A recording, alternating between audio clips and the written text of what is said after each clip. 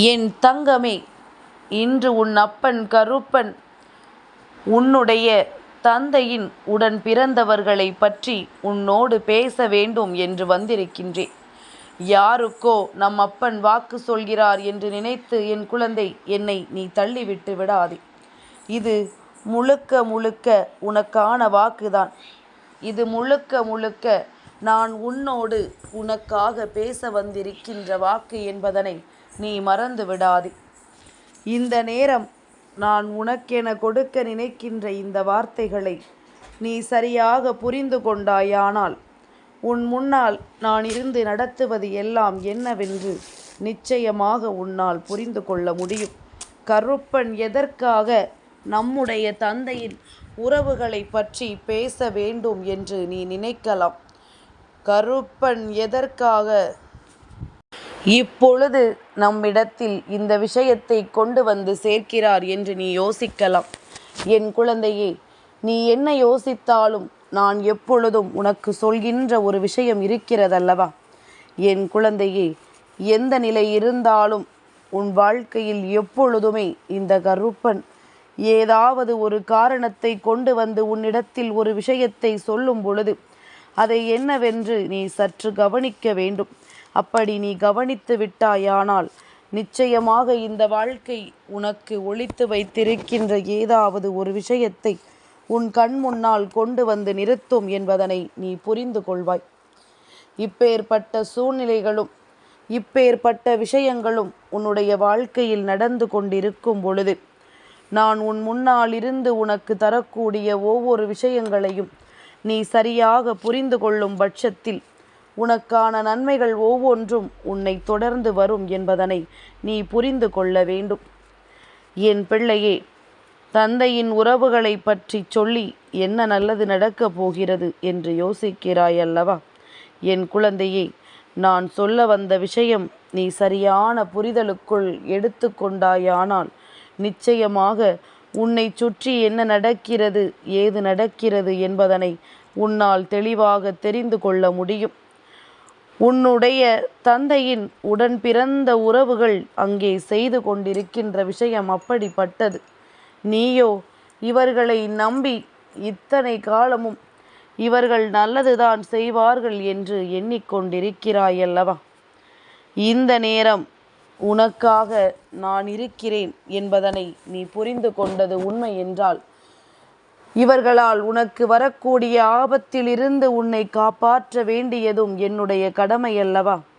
அதைத்தான் நான் செய்துவிட நினைக்கின்றேன். அந்த விஷயத்தை தான் நான் உன் வாழ்க்கையில் நிறைவேற்றிட முடிவு செய்திருக்கின்றேன்.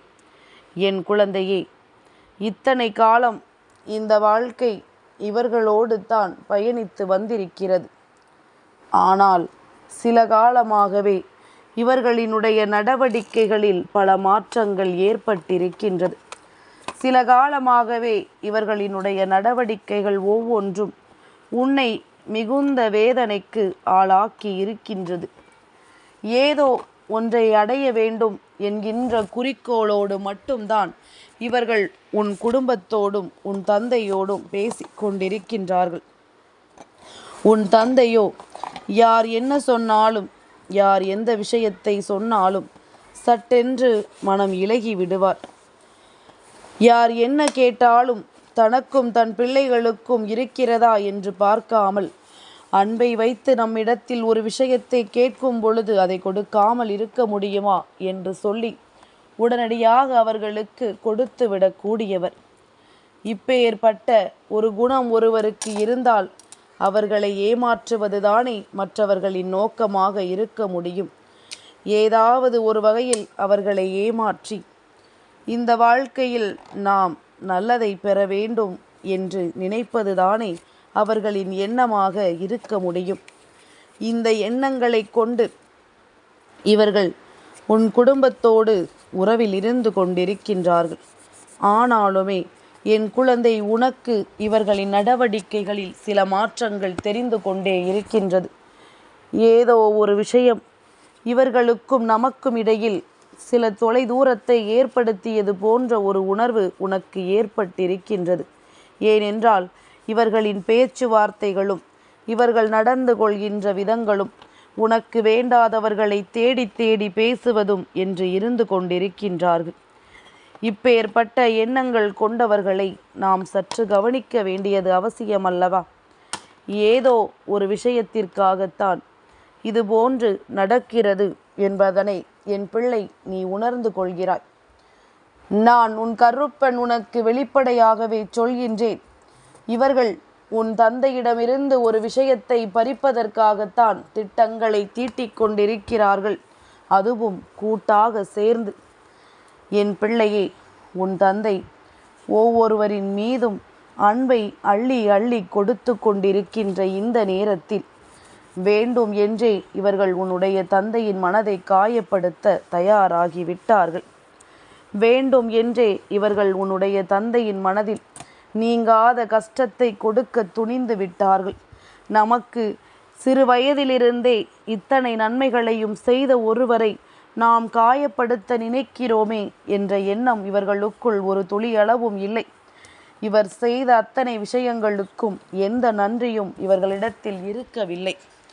இவர்கள் செய்து கொண்டிருக்கின்ற ஒவ்வொரு விஷயங்களும் இந்த வாழ்க்கையில் மேலும் மேலும் உனக்கு பல கஷ்டங்களையும் பல துன்பங்களையும் கொடுத்து கொண்டே இருக்கிறது என்பதனை முதலில் நீ புரிந்து கொள்ள வேண்டும்.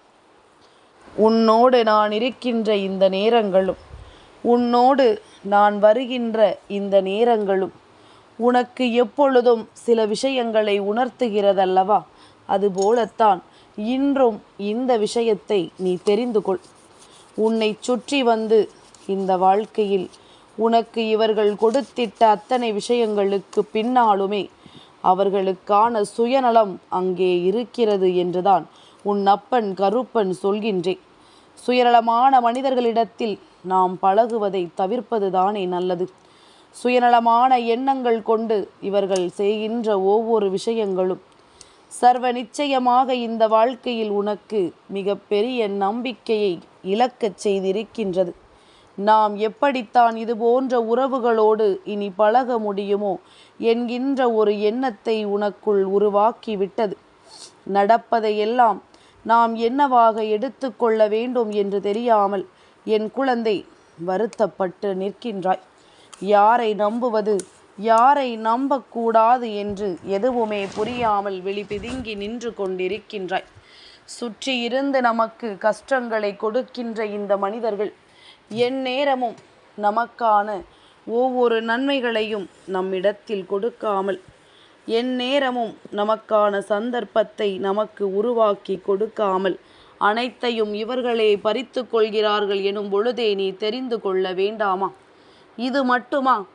உன் குடும்பத்தில் இருக்கின்ற குழந்தைகளையும் அவர்கள் குடும்பத்தில் இருக்கின்ற குழந்தைகளையும் ஒப்பிட்டு பார்க்கிறார்கள்.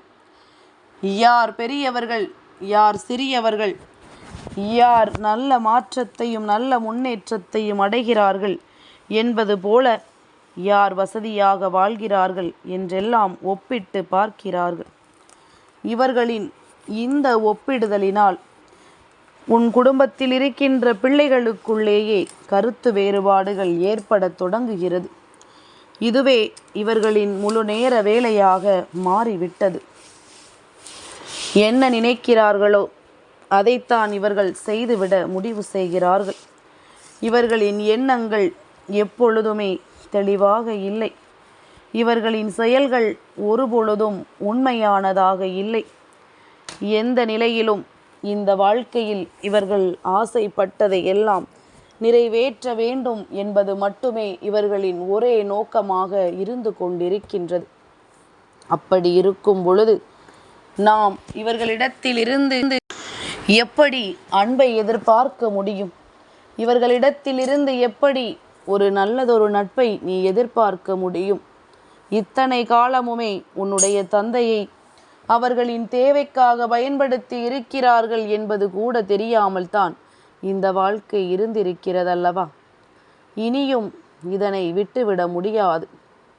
இனியும் இந்த சூழ்நிலைகளை அப்படியே இருக்க விடாமல் உன்னுடைய வாழ்க்கையில் நடக்கின்ற அத்தனை விஷயங்களுக்கும் என்ன நடக்கிறது, ஏது நடக்கிறது என்பதனை சரியாக புரிந்து கொள்ள வேண்டும். உன் தந்தைக்கும் இவர்களின் மனநிலையை உணர்த்த வேண்டும். என் குழந்தையே, ஒருவேளை தந்தை இல்லாத குழந்தையாக இருக்கும் பட்சத்தில் இனிமேலும் இவர்கள் பல ஏமாற்றங்களை தருவதற்கு காத்து கொண்டிருக்கிறார்கள் என்பதனால் எந்த விஷயத்தையுமே இவர்களின் அறிவுரையின்படி செய்ய வேண்டாம். உன் தந்தைக்கு இவர்கள் துரோகத்தை செய்திருக்கிறார்கள் என்று உனக்கு தெரியுமல்லவா? யார் யார் எப்படிப்பட்டவர்கள் என்பது உனக்கு புரியும் அல்லவா? அப்படி இருக்கும் பொழுது யாரையும் நம்பி எந்த ஒரு விஷயத்தையும் இந்த வாழ்க்கையில் செய்ய வேண்டாம்.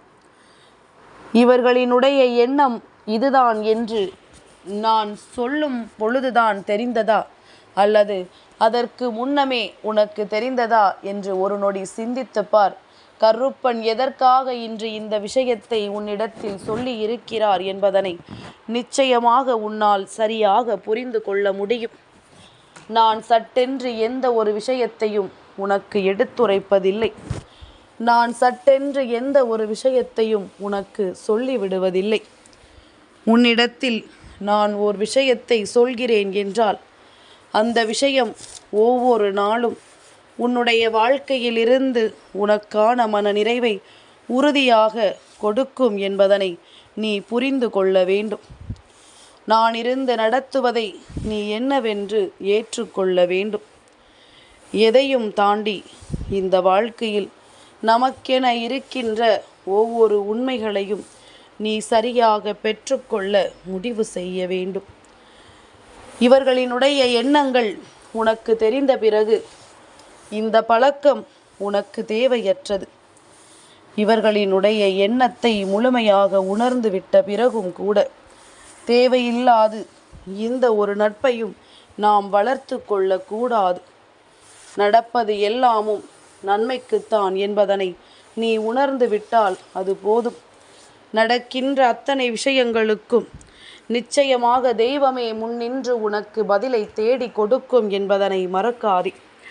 தெய்வத்தை நினைத்து பயமில்லாதவர்கள்தான் இது போன்ற காரியங்களை எப்பொழுதுமே செய்து கொண்டிருப்பார்கள். தெய்வம் நம்மை என்ன செய்துவிடும் என்கின்ற எண்ணம்தான் இவர்களுக்குள் எப்பொழுதும் இருக்கிறதல்லவா? என் குழந்தையே, இந்த எண்ணங்களை எல்லாம் இவர்களுக்குள் மாற்ற வேண்டிய கட்டாயம் நமக்கில்லை. ஏன் தெரியுமா?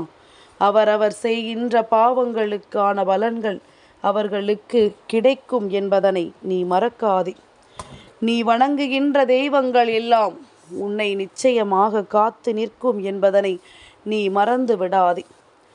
நீ வணங்குகின்ற தெய்வங்கள் ஒவ்வொருவரையும் ஒரு நொடி நினைத்து பார்த்தால் இந்த வாழ்க்கையில் உனக்கான தைரியம் எல்லாம் தானாகவே பிறந்துவிடும். நீ இந்த வாழ்க்கையில் எதிர்பார்க்கின்ற ஒவ்வொரு விஷயங்களும் உறுதியாகவே உனக்கு கிடைத்துவிடும்.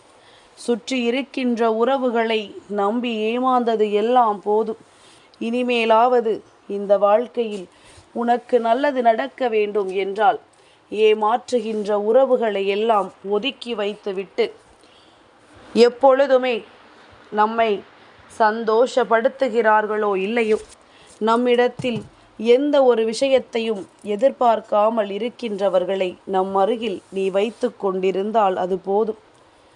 இனி எந்த சூழ்நிலையிலும் உனக்கான மன நிறைவு நிச்சயமாக கிடைக்கும் என்பதனை நீ புரிந்து கொள்வாய்.